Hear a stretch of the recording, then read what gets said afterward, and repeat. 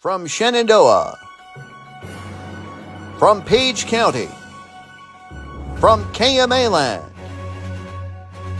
this is KMA News Headlines.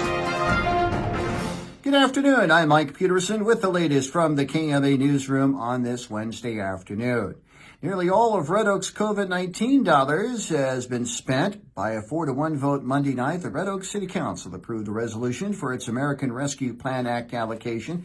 In the wake of the COVID-19 pandemic, the federal government initially allocated ARPA dollars to cities, counties, schools, and states to offset unexpected costs and revenue shortfalls from the pandemic, with the city of Red Oak receiving roughly $178,000.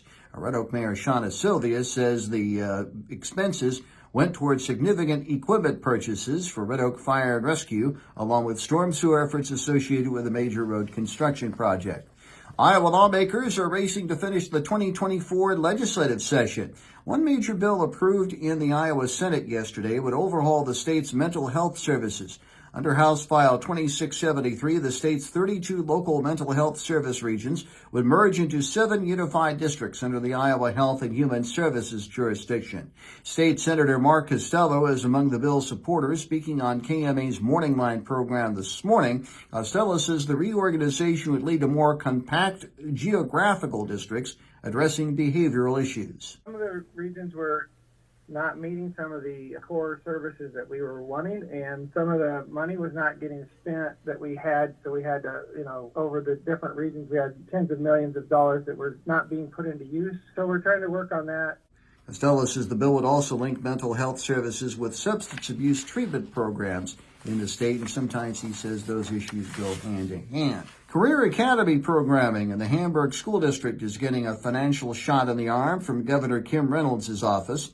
Hamburg School Superintendent Dr. Mike Wells recently told KMA News the district received $165,000 in state grant funding for its charter programs. Of that total, Wells says $125,000 is reserved for much-needed equipment for Hamburg's charter high school. Wells says the grant will also provide for equipment for the school's recently opened restaurant as part of its culinary curricula. Another $40,000 is allocated for individual student equipment. And the often unseen heroes of emergency response are receiving special recognition this week. That's because it's National Public Safety Telecommunicators Week, which is one way to recognize the individuals who staff 911 or 911 emergency lines through KMA land and the county. Travis Hitchcock is the 911 Communications and EMA Director in Mills County.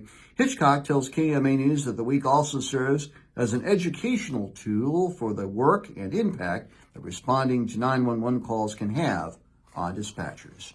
KMA on-track weather, mostly sunny this afternoon, highs in the lower 70s, chance of showers and thunderstorms tonight, then again overnight, lows in the mid-40s.